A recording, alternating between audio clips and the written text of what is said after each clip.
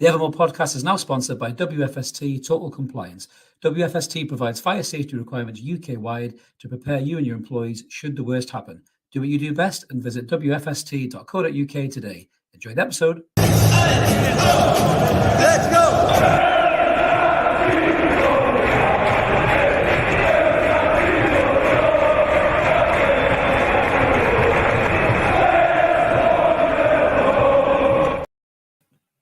Good evening, everyone. Welcome back to the Evermore YouTube channel. It's Monday night. I am back. I'm not in a rockers bar tonight, even though I've been rocking and rolling all fucking weekend watching Newcastle United, who smashed in 5 goals in the same time it takes the 308 to get from Whitley Bay to the fucking Haymarket. That's right. It's what's going on. It's Chris and Mark in the house. How you doing, Mark? You must still be buzzing after that game, mate.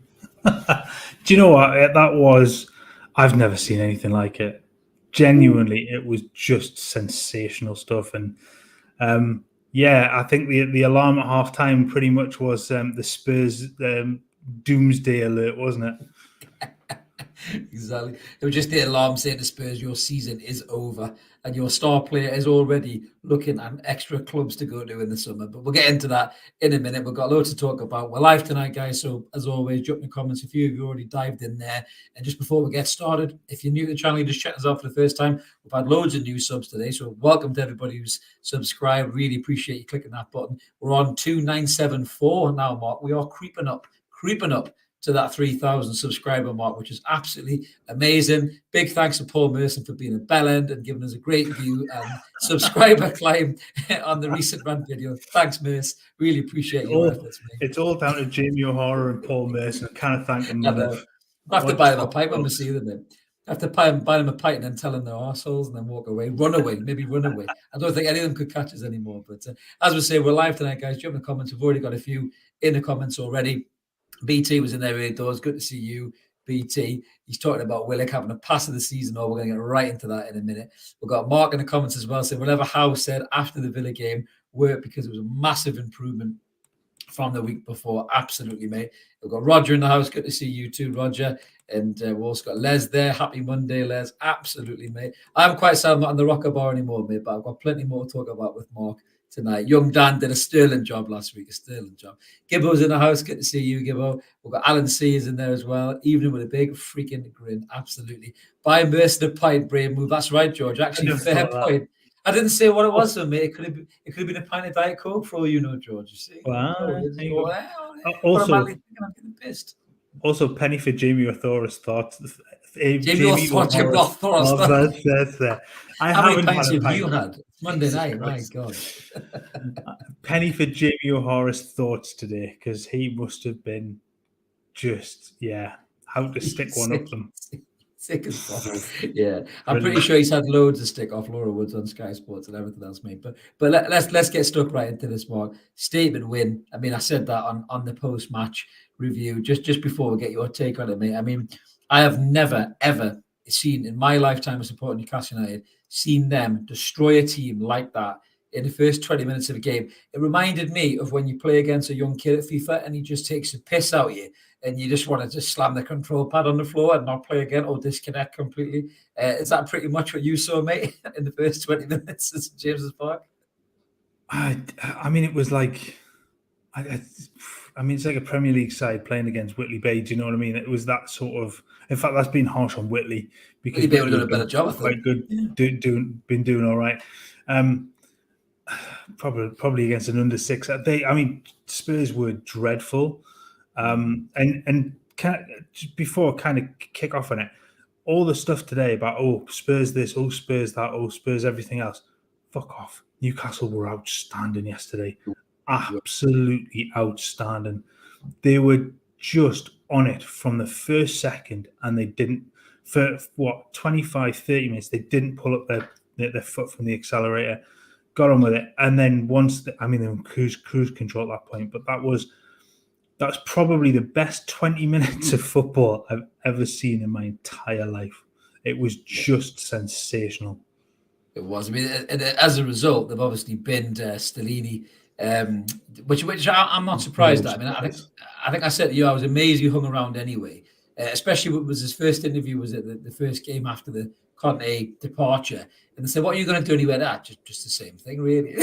It's so fucking hell. This is comedy gold. This is comedy gold. This is one of the things, and this again falls on Daniel Levy, doesn't it? Because he has to take the flak, because at the end of the day, you're in a fight for the top 4 in European places, and you replace Conte, who's a proven winner, with a guy who's never managed in his life, is nowhere near ready to manage at that level.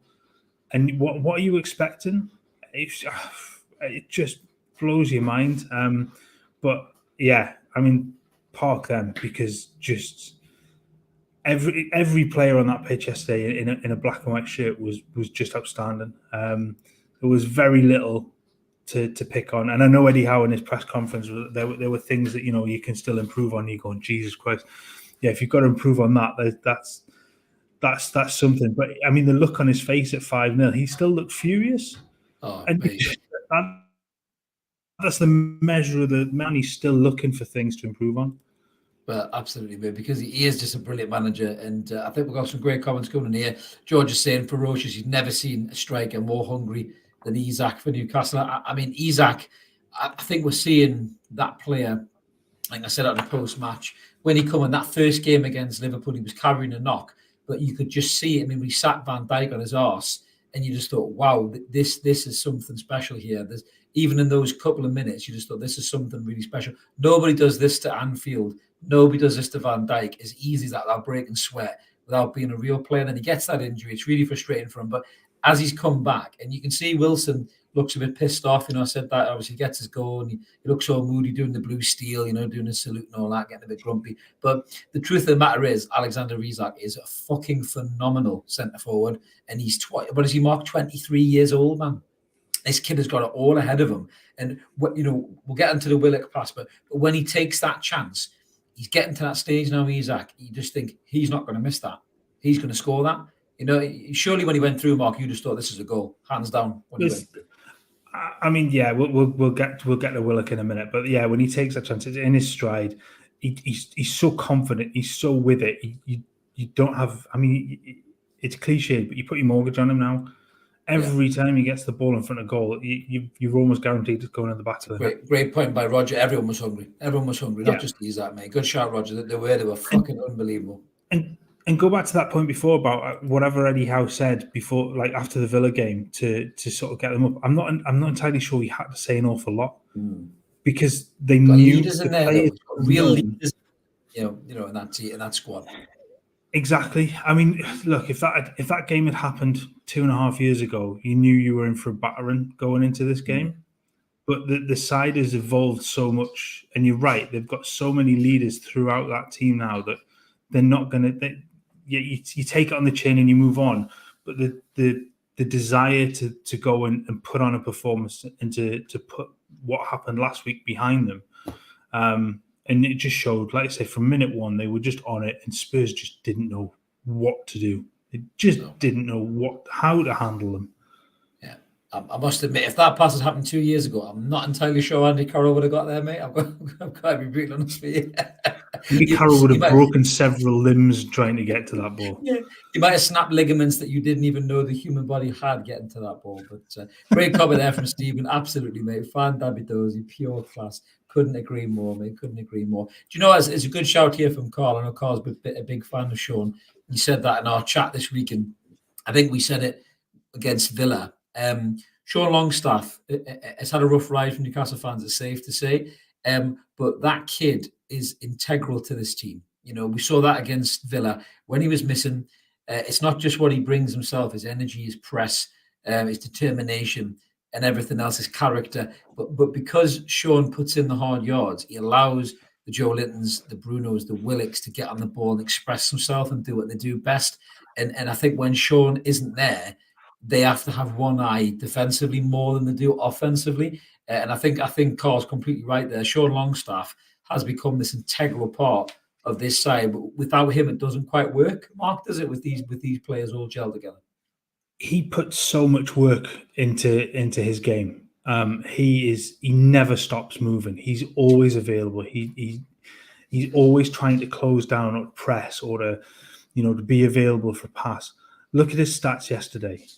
97% pass completion, 34 of 35 passes, 2 key passes, 1 big chance created, 1 of 1 long balls.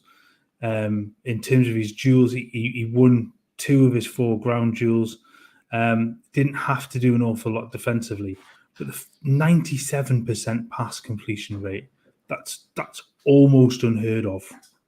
It's such a good game. And he'll not get the plaudits for yesterday because of the way that Bruno played, because of the way that Joe Willock and Joe Linton and Murphy and Isak played. So that front 6, if you look at the score, if you look at like the average sort of score they're given, he was a 6.9 compared to everybody else that was high 7s or 8s. He was outstanding yesterday again, and you're right. He doesn't get the plaudits he deserves.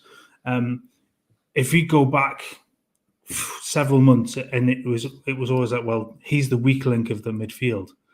Is he? Did we see last week actually what an integral part of that midfield 3 he is? Because without him, Newcastle lost that battle. His work rate in there is exceptional, and he's gone from being completely pilloried by certain sections of the fan base, and I don't think you'll find a single one now that will go, no, I don't rate him anymore. No, you're right. I mean, Carl's made a good point there. He's not being hyperbolic at all there. He does remind him a bit of Carrick. And I think the thing with Michael Carrick was people often didn't praise Michael Carrick for what he did in the team, but you talk to the guys who played with him, you talk to the fans that watched him every week, and Carrick was integral to that Manchester United side. And Sean is becoming like that for us. I mean, the big performances he put in the season, Stephen says there, he watches him and people think he's underrated. The lad has an iron lung. He picks up all the pockets. And he's a lot more gifted, and he's sure that he was watching Big Al's goals and learning how to take them as well. But I just think with Sean, when you think about that game against Southampton, the 2 goals, when you need your players to stand up in that moment, it wasn't the Brunos, it wasn't Joe Linton's, it wasn't Isak's, it was Sean Longstaff who fired them 2 goals to get us to the final, and that's a huge mark of character. I remember if you go right back when Joe Linton started to turn into this fucking world-class midfield monster. Remember that shithouse Sky Sports interviewer who said, I didn't know you were that good, and Sean kind of put him on his toes a bit, and went, well, like we did. And I saw captain material in Sean Longstaff that night. And he had a crisis of confidence under the last manager. He was an absolute fucking wanker. So it's safe to say. And he ruined a lot of people's games in Newcastle United. And thankfully, he didn't take it so far beyond the point that Eddie Howe couldn't rescue it and bring it back. And you got to go back to the manager again, Mark. I think people are saying this as well after the game. 6-1, and some of the goals, most of the goal scorers were lads who were already here. Joe Linton, Jacob Murphy, Callum Wilson, they were already here pre-takeover, and you can't turn around and use this. Newcastle spent 250 million quid to bought Alexander Isak and Bruno and Botman. You can't just use that as a lazy line anymore. You have to give respect to Eddie Howe and his coaching team for what he's done, mate. And it's a world-class coaching job, isn't it? To get this out of these players, to make Miggy Almiron suddenly know how to finish, to put Sean Longstaff into that position, to turn Joe Linton from a misfiring striker to a midfield monster. Christ almighty, who would want to tackle that bloke? He's fucking huge. How did Steve Bruce not know this kid was a midfielder, man? I kind of get my head around the incompetence of that man, but I'm just so glad that Eddie Howe has done that with this team, mate. And for me, I still think he's a shoe-in for manager of the season, Mark. I really do. Yeah, you'd only argue if Arteta wins the league, maybe you go there. But I'm sorry, given where Newcastle were expected to be, and I can't see past him. I mean, you've got Thomas Frank at Brentford, who's done an amazing job this season. Emery at Villa's done brilliantly since he come in after Gerrard was sacked. Roy Hodgson needs a shout as well after the transformation of Palace since he's come in as well. But look, Eddie Howe's just done a tremendous job, and with Joe Linton, I think it's odd, isn't it? Because when he came in, he wasn't a centre forward. And nice. You talked about crisis of confidence on players. Zinedine Zidane would have had a crisis of confidence playing under Steve Bruce. He was that poor a coach and that poor a manager. But when Joe came in, he wasn't a centre forward. He was a wide forward, like a wide target. Yeah. We talked about this at the time. He's not a number 9. He never was going to be. Never was. Never was going to be a target man. And I think by playing him continually, he lost all confidence in himself. He's regained his confidence by playing in a role that suits him, in that combative. It's allowed him to be an absolute brute force in that midfield at times. You start to see now the elements that have always been there in his game to play wide. Look at the runs that he makes across the back line. I mean, his goal, the touch for his goal, Mark. I mean, that was brilliant. Composure at its best, man. That touch, to bring it down that first touch and get round to keep it like that. There were two elements of pornography in that game. One was Willock's pass. The other one was Joe Linton's touch on that on that ball. That sounds weird. We're going to start getting these funny comments in now, aren't we? The bots are going to appear again. You talked about sauce and juice. It was just sensational. And his then calmness to go around it and just bury the ball is a Joe Linton that has been missing.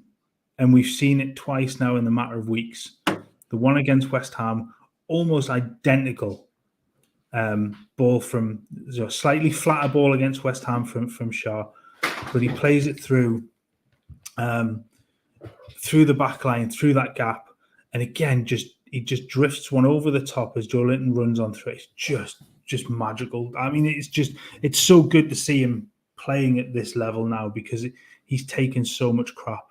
Up until sort of last year. And again, we've talked about this low, but it's just brilliant to see.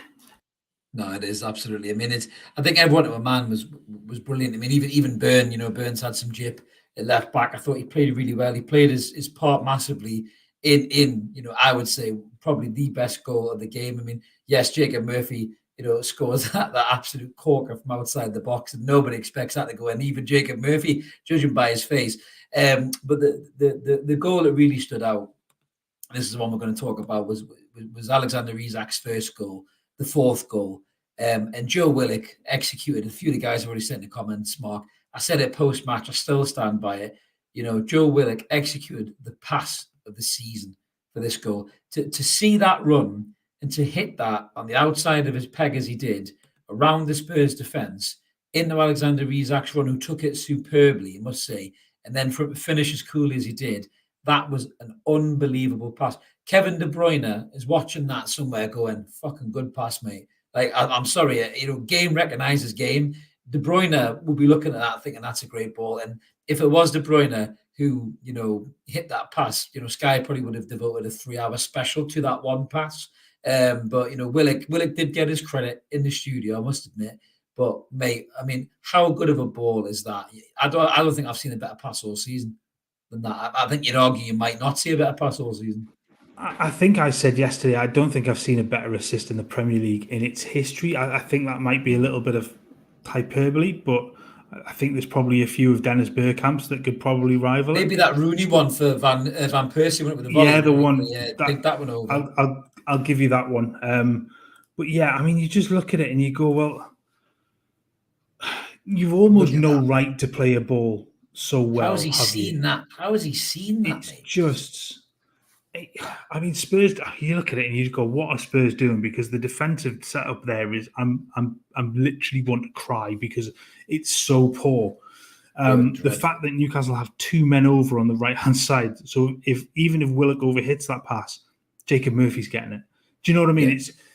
But the vision to see it and the execution. It's so perfect that then Isak, when he's run through, he doesn't have to break stride. And you just then, like I said before, your mortgage is on and he's going to bury it in the bottom corner. It's exactly what he does. But that measure now of exactly how good a footballer Joe Willock is, from this goal-scoring run that he went on when he came in on loan, to now this sort of complete midfield package that you have out of him, again, is another one of Eddie Howe's massive ticks in the box to say, look at the player I've developed here. Absolutely. Yeah, Alan's saying he hasn't seen a better passer since James Park. That's a testament to some of the players we've had who could pass the ball Great shout that. Carl saying as well, his great pass outside the foot and the pace of it. And he did say in the interview that him and Alex have been working on this in training. He said he makes that run. I see that run as soon as I see him. But what I loved about the goal as well, not only the whole goal, the pass, the finish, when the pair of them, the ball went in, Willock's running over, pointing to Isak, and Isak run over to him and he slid his knees and then he got up and he went like, what the fuck, like that, as if like, what a ball.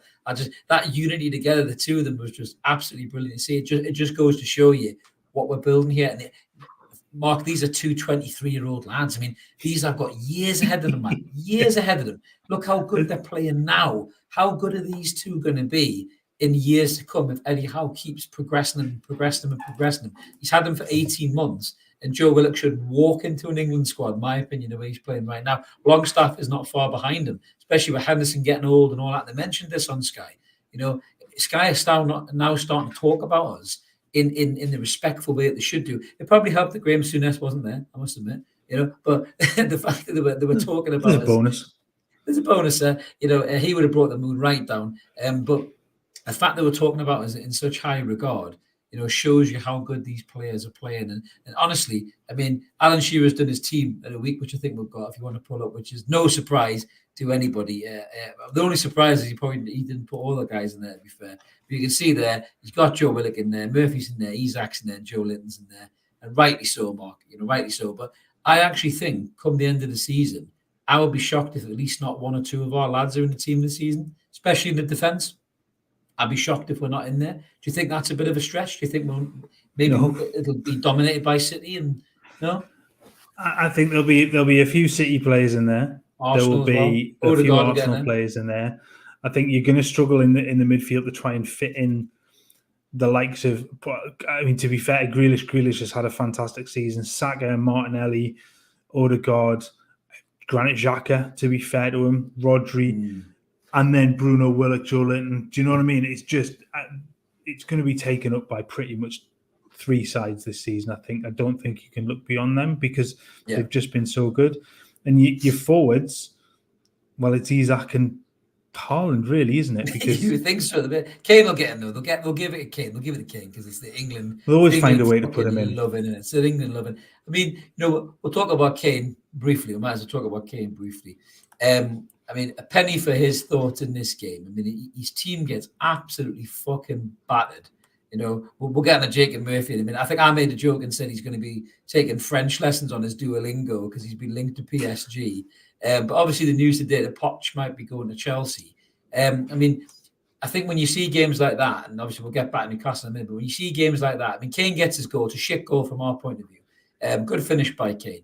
But you see games like that, and Kane must look at one team going in the right direction in Newcastle with the players there, the atmosphere, the young manager, and he must think to himself, where the fuck are we going here? What am I doing here? I could have been a City, where Haaland is now. I could be banging in all them goals. What the fuck is going on?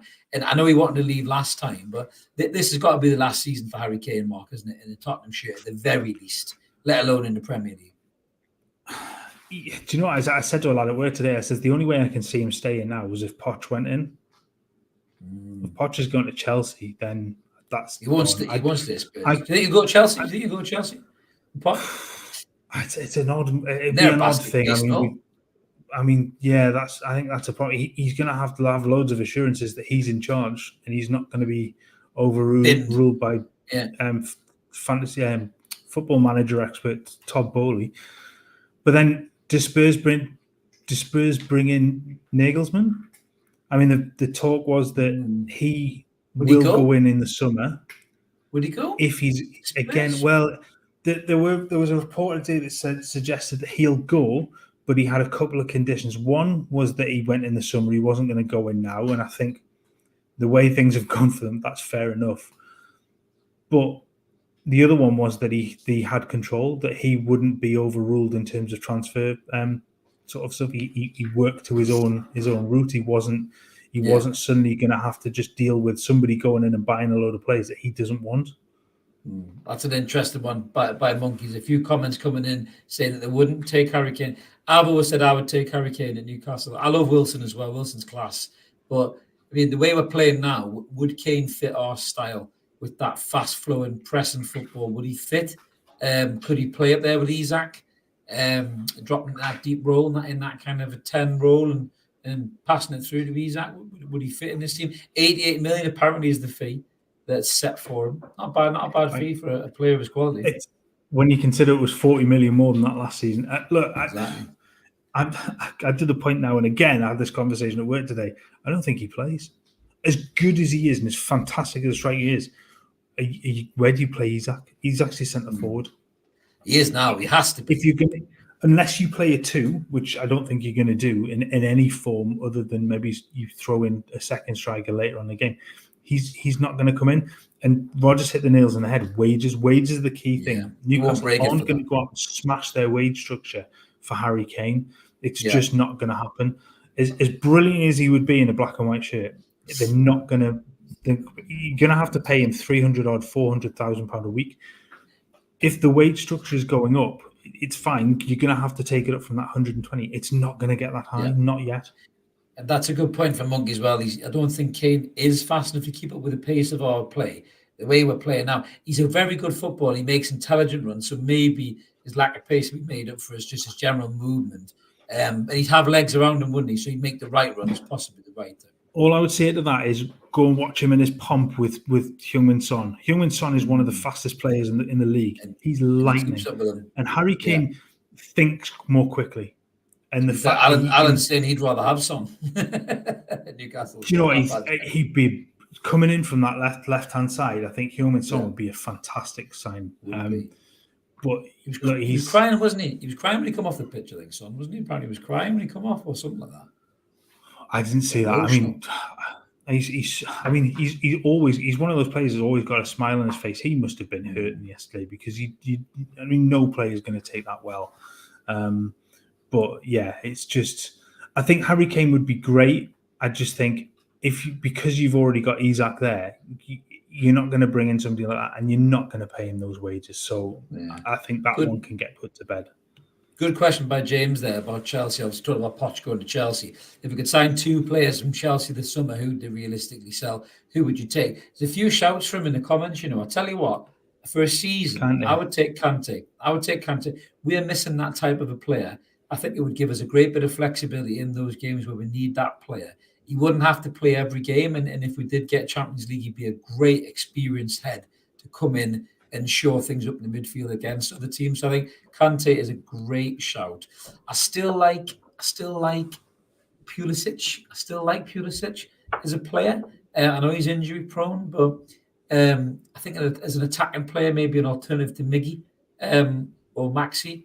I think Pulisic could give you goals, mate. So I'm going to say Kante and Pulisic, Matt. What would you say for the 2 from Chelsea? I think they're the 2, aren't they? I think Kante, again, we talk a lot about this, the method of or this ideology in transfers of bringing in younger players. You have to blend it with some experience, and that's what Newcastle have at the moment in terms of the way that their squad is set up. I think going forward, you'll see some of the more experienced players move on because they're just not good enough to be at the level that Newcastle are wanting to be at.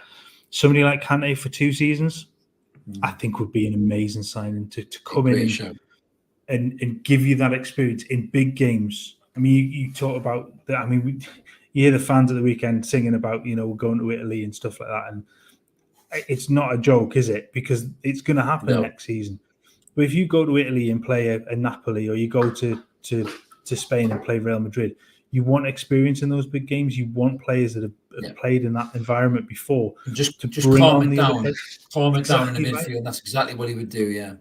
I can't think of a better central midfielder to play in that scenario. Not one that's got Premier League experience. And he could also help. I mean, we don't know what's going to happen with Sean Longstaff as a young player. Playing with someone like a Kante, if you think Sean could do that role, Eddie could be saying in training, go train with N'Golo, go play with N'Golo. And all of a sudden, Kante's saying to him, listen, you drop back here, you stand in there. All of a sudden, Longstaff might go, I can do that role.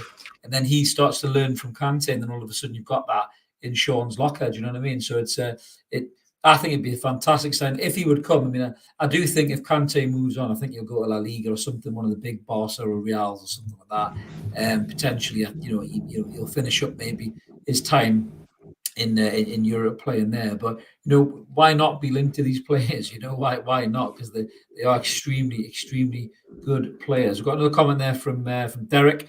He's saying, can Willick-Isak, was a Shawnio and Murphy-Anio save us 200 million? Hands up. I was slagging him for those three for the last 6 months. Do you know what? It's interesting. We might as well get into Murphy, Mark, while Derek brings him up. I mean, I've slagged this kid off more times than I care to remember. I've called him, the scarecrow, if I only had a brain, and everything else. And my God, the kid was fantastic at the weekend. He was absolutely fantastic. We've said this for weeks now. Eddie Howe seems to have got through to him to stop him panicking, because he's always had pace and he's always made good runs. He's always got himself in good positions, but he's always just had a nosebleed, took a shot and put it in the car park, hit the wrong pass at the wrong time, or completely fluffed his lines. But he seems to have a calmness about him now that confidence brings, and as the title of tonight's show, he said he felt juicy when he hit that shot, mate. And I love his character. He's such a fucking character, isn't he? I mean, we've still got the picture, I think, up here. I mean, this is it here. I mean, what a character this kid is. He pulls that face when he hits that strike, and he just looks like a right laugh, mate, doesn't he, as well? So I'm buzzing for Jacob Murphy. Things are going well, Mark. Yeah, he's been one over recent weeks where he came in down that right hand side and just gave a little bit of something different, didn't he? Because he can get on that right hand side and put a cross in. That was a little bit of the difference he gave it at the beginning, and he's finding more and more confidence. The more he plays, you look at his recent performances, the performance he put in against Forest, against West Ham, against Manchester United. As well, even in defeat, I thought he played well, but he just the first finish was good, and he talks about in his post match, he'd been listening to Sean and the gaffer about shooting high, hitting it high. Matt Ritchie, I think, as well. He said Matty, so I think he meant Matt Ritchie. Yeah. So, and it's just the confidence at that point just to hit the target, and he buried it. And the second one who was it the other week where he pinged one from 25 yards, and that was a Carabao Cup final. It just whistled past the post. Well. Carabao Cup final, yeah. He's got it in his locker, and it comes down to confidence, doesn't it? And he's taken all of it from the last few weeks, and he's just been phenomenal. And another one off the Eddie Howe production line that's just getting better and better and better. Yeah, another comment here, actually, just to pull us up from Andy about James Ward-Prowse. An Eddie Howe style professional could be a real player in a better side, supplementing with some hungry players from abroad. Do you know what? I do really like James Ward-Prowse. I've had this conversation before. A lot of people have said, he ain't all that, take away set pieces, he's nothing. You look at the kid's work rate, he puts in some shift as James Ward-Prowse. And we've talked about this with Maddison, maybe fancy Spurs or whatever it may be, maybe wants to move down south. I think that from what I heard, James Ward-Prowse buyout clause if they go down. I'm sure someone said it was about 25 million if they go down, which is fucking buttons for a player like that. I mean, we paid 20 odd million for Joe Willock, who was relatively unproven. One thing that I wouldn't say it bothers me, but one thing I'm very conscientious about, and I love Trippier, but some of his deliveries and his free kicks haven't really found the mark over the last few months. And we've got all this height in the box, and we don't seem to be able to get the right delivery in. I think imagine you put Ward-Prowse on the same side as Trippier, and people are conceding free kicks 25 yards from goal in that team. That's a scary prospect, isn't it? Because you don't know which one of them's going to take it. But I do think that not only for the set pieces and the crossing ability Ward-Prowse could bring, his engine, his work rate, his experience, his leadership. He's been a captain as well. I think Ward-Prowse is a good shout, Mark, certainly for 25 million. That's a snip. Absolutely. Yeah, I would bring him for that price. I would bring him in because you're not going to get. I don't think you're going to get a better player for that amount with the experience that he has. You might find a better player in South America and in Europe that will long term will develop into a better player. But I think if you want an instant hit, he's English. He'll fit into the mold of this core of English players that Eddie Howe likes. He obviously will help in terms of European qualification and the number of players that you've got to have, although Newcastle won't have a problem with that, to be fair. Yeah. But again, you're right. He gives you another option at set pieces. He's good from delivery outside of set pieces. You look at some of the balls he plays in live play, not just from dead balls. He is an absolute workhorse. He works so hard for that Southampton team. And he leaves everything on the pitch. It's rare that you see him not have he might have a quiet game, but he doesn't. He rarely has a bad game. He's always busy. He's always into something. And I think as another option in that midfield, I think you come down. Is this then the problem that he's going to come into a fight for a place? Will he want to do that? As Tiffany says there, does he want to be? Does he want to come in and, is he better than what we have at the minute? I mean, on form now, you'd say he's not, but you'd have to give him the chance. I mean, we signed Anthony Gordon from Everton, a team that was fighting relegation, and a lot of people raised the eyebrows, thinking, is he better than Max? Is he better than Miggy? But he has given a freshness to the squad, and you can see that. Sean says there, Ward-Prowse could be part of a rotational squad. With European football, we're going to need a big squad next season. And having Ward-Prowse in there could be a great option. I mean, for me, I'm with you, Mark. I think it's a no-brainer. I think it's a no-brainer. Mark's just nipping out to sort something out there. I bet he can't guess what it is. Everyone in the comments, what's Mark going to sort out? Let's see if we can get you a free mug for whoever comes up with the guess. What's Mark going to sort out? Why does Mark disappear off the camera every Monday? Come on, you all know the score, guys. But yeah, I think Ward-Prowse would be a really good addition to the squad. And obviously, he wants to get back into the England picture. Nobody's guessed, Mark. Sorry, I beg your pardon. We'll get to send Ian a mug. You guess what it was. We'll do it. Ian was in Spurs. We've got some love for the cat. BT says it's the cat. T-Philly said the cat shit the bed. Very possibly. Very possibly. Just to point out, because he is a menace, but yesterday I was sat watching the game, and I can't remember. I'd gone to get a drink at one point, come back, and he's trying to tackle Harry Kane on the screen. Nice. So I'm surprised Kane didn't hold his face and go down fucking roll for 20 minutes. Well, yeah, it was funny because you just seen that, and he left the black and white strips alone. He went straight for the Spurs ones, and he was tapping away at Harry Kane. So I tell you what, if he's that bad of a tackler, he could get a game in the Spurs midfield. To be fair, the way they were tackling it, was fucking terrible, absolutely terrible. Yeah, Ian's buzzing. We'll try and get Ian a mug. Absolutely, why not? We'll follow it through, mate. We'll get you a mug. Drop us a DM, Ian. We'll sort you a mug out, mate. Even if I come and bring you one myself, mate, we'll sort it out. But yeah, Roger's doing his best to set the bots off with that line, Roger. Be careful, mate. Steady. Thanks, Roger. We don't have enough problems. It's a family show, this one, mate. It's a family show. But no, you're right. It's I think just going back to what we were saying, finishing off about Ward-Prowse.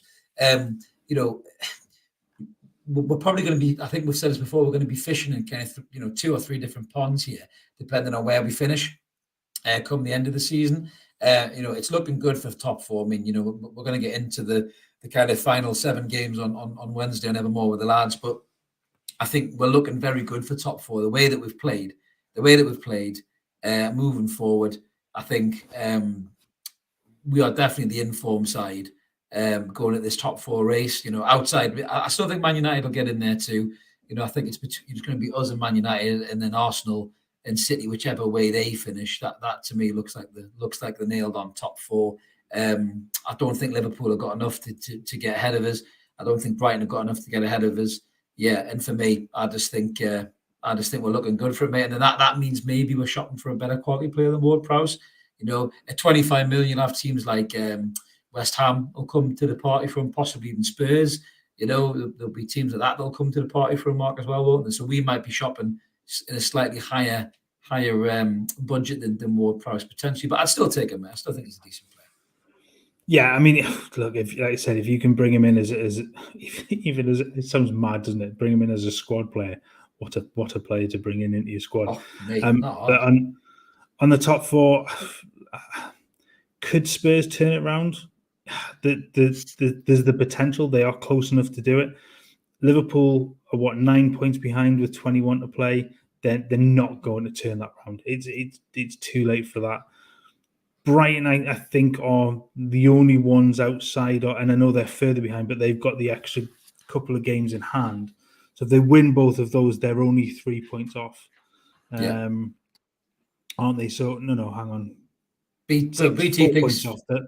Yeah, BT thinks 4 more wins will do it, and I think agree. Maggie says 4 home games as well. So that's that is a decent prospect to look forward to as well. Raging Phoenix as well in the comments said also helps the teams around us are playing each other, which is good. Absolutely, yeah, that is a massive shout, Phoenix. Absolutely, I think that's going to help us massively. Good question actually about Matty Target from Derek. Matty Target's a funny one, isn't it? Because I'm a big fan of Target. I know we both are, and something's happened, I think, with Target. I don't quite know what it is. I don't know whether it's this injury that he's had or whether, maybe Dan Burns has stepped up his game. But I do think something's not right with the Matty Target situation. I think there was word coming out a few weeks back, wasn't there, where I think somebody said, he's maybe going to have to consider his position in the summer. I think we go get a left back in the summer. The talk of Kieran Tierney doesn't go away. There's some great free transfers. We've seen likes of Grimaldo. It's Benfica. Good shout by Maggot there as well about Borna Souza as well. We've talked about him on Rumour Has It before. There was some very good left backs out there that I think we'll have a good stab at, because everything still goes down Trippier's side from an attacking sense in terms of getting forward. Nothing really goes down the left in that regard. I mean, Dan Burn made some good runs going forward. I think I do like Matty Target still, Mark, but do you think Target will move on and look for more first team football in summer? I mean, he's an able backup, isn't he? Yeah. I think his biggest problem has been coming back from injury, that Dan Burn has played so well, and Eddie Howe's then reluctance to break up what has been the best defensive unit in the Premier League. I mean, you just we've talked about maybe dropping him down and getting a little bit more out of your left back going forward, but defensively they've been pretty rock solid, haven't they? I mean, I think if you recent weeks maybe you'd sort of go against that with the kind of number of goals they've conceded in the last few games has been higher on average than the rest of the season, but that unit as a whole has been so good this season that you're not going to break that up just for the hell of it. And I think then Target is a victim of that. I guess the view of Target would be that he was a 1 or 2 year thing until you maybe got to the next level. And then, excuse me, he's now got the zoomies. He's running around like Usain Bolt around the kitchen. So if you can hear something sliding around the place, it's him. You need to Mr. T that motherfucker when it's milk. You need to put something in that cat's milk to knock it out, mate. That's what you need. Every Monday, A-team that cat, mate. I ain't getting on no podcast. Good night, cat. Funny enough, the last couple of weeks he's been fine. He's had his tea. He's just like, we've gone into a cat podcast now. It's because I'm back. He's just slept. It's you. It's all you. I'm convinced that's what. It's always a case. Dan doesn't have that effect on pussy. I do. That's what it is. Here come the bots. Here come the bots. Here come the bots, lad. Exactly. But I think what we talked about. What we're talking about. Yeah, good to get targets and pussy. It was a good point made by Maggot. I think the target suits Maxi, but I still don't think Maxi's got a future here. I think I was watching Craig Hope talk about it. That talk's coming back again about how, they said in the summer, if anyone comes in for me, bids for him, it's going to happen. We go top 4. Maxi will want to stay because he want to play Champions League, right? That's why he wants a new contract. But I think we get top 4 in the summer. Maxi's not really contributed massively to it. Yes, he has contributed to it, but he's been out more than he's been in. Let's be honest, this season. And we finished top 4 this season. And you start listing off the players who are responsible for it. How far down the line before you say Alan St-Maximin? How far do you get down the line of players? You go Nick Pope, Trippier, Botman, Shaw, Dan Burn, Bruno, Joe Litton, Miggy, Isak, Joe Willock. You move down, Sean Longstaff, you get down the list. Maxi's right down the list in terms of players that are responsible for getting us there. So I think come the summer, I think we'll upgrade and I think he'll be gone. And I do like him as a player. I think PK made a great point on Wednesday's show that, if there is something to be done with Maddison, there could be a swap deal on the cards there if Leicester stay up. I think we had Rich in the comments there from Everton before. Good to see you, Rich. Don't take this the wrong way, mate, but I'm starting to feel that this could be Everton running out of luck this season. There's always that one team that stinks the Premier League up for years. We were one of them once upon a time ago, as with Villa, as with the Mackhams. It's Everton's time. They have been shit on shoes for far too long, and I think they could be type to be scraped off the boot of the Premier League this season. So Leicester might just stay up by default. Mark, do you think that someone like Everton could go down? I think they've had a little bit of a bump, haven't they, Leicester, in terms of that new manager bounce that gets banded around a lot. That they weren't dreadful against City. The second half they played quite well. They were great against Wolves. Got a good result, and I think they go on now. Who do they play? Leeds, don't they, this week? So that's a huge game down there, and could leave Leeds right in the mire too. Everton just have the look of a side that are heading for the drop. They're not scoring goals; they're conceding goals. It's a recipe for disaster. Oh yeah, it is. Just, I was going to just come to a point before. There was a message from BT in here about Target before he left Villa. There was talk that he wanted to move down south. Now there was that twist in his transfer saga last year, wasn't there? Where he wasn't coming and then he came. So was there an element of that he thought he might have had a place elsewhere, and then decided because that didn't come off that he did actually want to cut? I'm not sure that he would have. Do you know what I mean? So I could see him moving on. I mean, especially if you bring in a Grimaldo or a Guerrero or somebody of that, Borna Souza, somebody like that, he's dropping down the pecking order straight away. So to see this comment from James, there may or may not be a rant video on the way, James, for me to try and explain that reason, mate. So maybe check that out tomorrow night. Maybe tomorrow night. Maybe check that out, mate. But we won't get too much into that, mate. But I think people might tell you in the comments why they don't like Everton fans. Not all of them, by the way. Rich in our comments, big shout out to him. He's a lovely lad. But yeah, there is a few that are absolute fucking knackers, mate. Suffice to say, shall we say? Yeah, it's a good shout by Ian as well. I didn't see that one. Let's hope the oil nonsense don't ruin it again, like last time. Do you remember that guy? That I remember doing a podcast after that episode.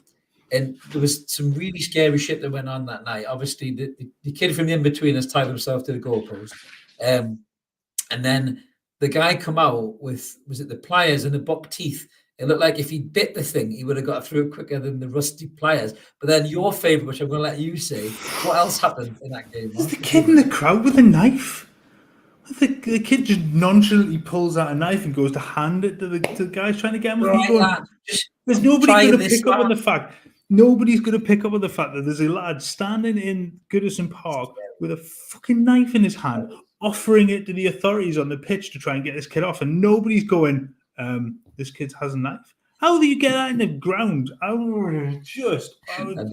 It was banded around social media. I felt like I was the only one just like coming and going, there's nobody else got this point. There's a lad with a knife in a football ground and nobody stopped him. Very strange. Jesus wept. Yeah, very, very strange club, it must be said. But yes, massive game coming this Thursday. Obviously, we'll talk about it on Evermore on Wednesday, everyone. We'll do a bit of a preview as well and probably jump on for the game. It wouldn't surprise me, Jules. Honestly, it wouldn't have surprised me that night because it was just bonkers. It'd be like Crocodile Dundee. That's not a knife. This is a knife. Some kid pulls out a fucking machete next to him. Like, you want to fucking cut them, lad? Cut them with this, lad. But we'll be doing a post-match, I'm sure, as well after the Everton game. But yeah, that's a game. I think we don't need to win, but I think we want to win. If we want to keep this momentum going.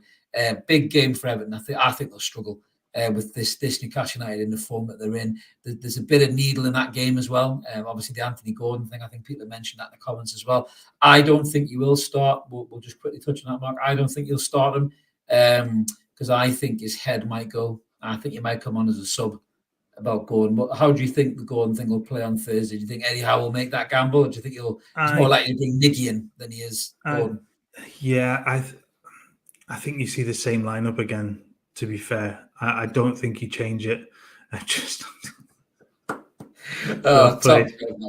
job. Well that's comment of the day. That one I like that one. Comment of the day, mate. Well played.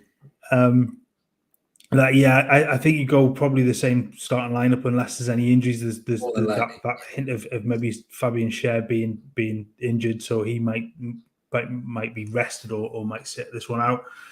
But elsewhere, I just don't think he changed anything. I think Gordon probably more effective off the bench. Absolutely right, William. I just think you start him and Everton's fans' backs are up straight away, and that feeds life into the crowd that you don't need to. If you can quieten them down, like like do what you did to Spurs, come out for the first 20 minutes and blow them away, and then go, now we'll bring them on. Yeah. I'd love nothing more, right? Not that I want it to be a really tight, edgy game, but I'd really love it to be 1-1. Gordon comes on and just fucking melts one in the top corner and just goes like that. Does that like Bergkamp celebration. He's already went on the Instagram. Have you seen his Instagram? He's already said, "See you Thursday." Just to wind them up. He's already started it. He's already started taking the piss, which I love. This is going to be my question. What does he do? Does he celebrate? And I think given the history, most players don't. I think he does. I think he does. Adebayor just fucking slide and just get out. I hope he does. Can you imagine him sliding, knee sliding in front of him, just fucking giving it this, and just throwing like shit at him and all that, man. That was the best celebration.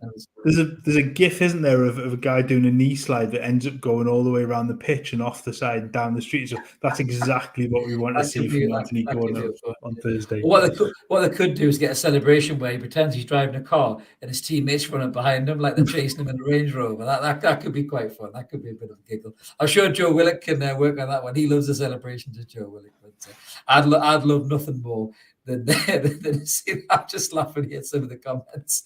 Fucking Maggot says Gordon will get started. Let's hope not, yeah. Well, let's hope not. He's quite quick, mate. Hopefully they won't catch him.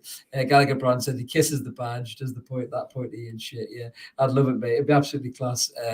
William saying lap of honour on his knees. It'd be absolutely quality. And BT says it would make back page news if Gordon scores. Absolutely. And Joseph saying like Neymar rolling over the World Cup meme. That's the one. That is the one. Absolutely. But no, to be honest with you, I think you'll be an impact player as well. I think you'll come off the bench. Hopefully we don't need him, but just a little point on Gordon. I think he did look quite sharp again when he come off. He unlucky with his chance. Good save by Forster's shins.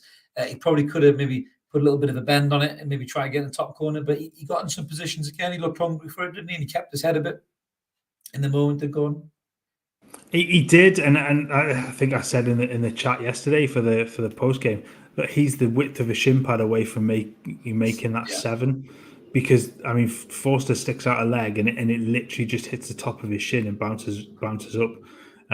It's another really good cameo, and you see what he can do. Yeah. But I think with all the other players, it's going to take him a little bit of time to get into the Eddie Howe swing of things. I think so. We'll see the better of him next season. We'll see better of Gordon next season. I think pre-season under his belt. Exactly, that's exactly what I was going to say. You jumped in there. You get a full pre-season under his belt, half a season of training with him, a full pre-season of getting to grips with it and let him loose. And I think you will see the player that he can become. He's so quick, though. You see that rapid pace he's got. He's dangerous as fuck, mate. He really is, And it's just written, isn't it, that he'll get his first goal for us against them. Like, could you imagine? I mean, honestly, do you remember when he tossed the wobbler about Eddie Howe taking him off after he was subbed? I don't think he'd mind that if he scored the winner and Eddie Howe went, right, come on off. I think probably for his own safety, bring him on 10 minutes, score, and then come bring him back off again just for safety purposes. He scores a volley, then just runs to the fucking side of the bench, goes, right, go on, get us off, Gaffer, get us off, I'm going home. I think it's one of those cases where you bring in a helicopter just to fly him out from the centre of the pitch after the game, just get him out of you're right, it's written, isn't it? The amount of shit that the Everton fans gave him before he left and after he's left, and the number of ones we had in comments and stuff that, when we saw not to give him too much grief after what he did when he was brought off the other week, but the number of Everton fans that then jumped in and were giving him grief and saying, "Oh, this is exactly what you were going to get." Look, I'd love nothing more now than to see him go and just bag one and be, for it to be the winner as well would just really rub salt in the wounds. It would be superb. Just to close on this one from Gallagher Brown, a moment of appreciation for Fraser Forster's shoulder pads. Did I say shoulder pads? Yeah, I think he did like he was about to play like bass guitar from Duran Duran in the 80s or something. They were rather kind of wide and pointy. I know he's a big lad, as old Fraser Forster. But I genuinely thought I'd said shoulder pads then. I didn't. Yeah, sorry. Yeah, BT says extra security for Gordon over the match. Yeah, I do think you're Just right. send him with Joe; he'll be fine. Yeah, just surround him by Joe Linton. Absolutely, mate, absolutely. And Stu saying Eddie Howe was an Everton fan too. I did hear that Eddie Howe was an Everton fan growing up because they were in the 80s. We've all got our And they problems. were, yeah, absolutely. It's a great comment by Ian. Superb. You look like Joe Collins' drag act. Superb, mate. Superb. I did see your comment as well, Ian. Give me a DM. We'll sort that mug out, mate. Absolutely. But I think that's us pretty much wrapped up for what's going on this week, Mark. So it's been enjoyable as always. Thank you so much to everybody in the comments who've come in. You really help it all flow. As I mentioned at the start, if you are new, there's a lot of familiar faces here tonight. But if you are new, check us out for the first time. Whenever you watch this, consider subscribing. We're on 2974 subscribers, I think, now. Mark needs to update this again. It's keeping them very busy in the graphics. 2979, so it's climbing. So for those that have joined us tonight, thank you very much. Absolutely. If you smash that button, we will do a little bit of a 3K giveaway. We have got a cheeky little sign program by a Newcastle legend of old. We might be auctioning off for the 3K subscribers. So we might do another one of them competitions. It's not an auction as in paid for. It'll be free. No, don't worry. You don't have to pay. Sorry, competition. Slip of the old tongue. So now, thank you so much to everybody who's joined us. And William is keeping me right. Mark, you'll be glad to know. So smash the button, like the video. Thanks, William, if you can. Helps get the video on YouTube. Really helps the channel grow. It's been really good talking to you guys tonight. Thanks, Jack, for watching. Thank you so much, Raging Phoenix. And BT says, click that like button as well. And Gallagher saying, great show. Thank you so much, everybody. Keep supporting that team of McCoy United. We're going to be back on Wednesday with the lads discussing all things Everton and whatever else is going on with Newcastle United, this brilliant club on the Wednesday night. So come and join us live from 7. Until then, have a great evening, everyone. We'll catch you later. Good night, guys. See you later.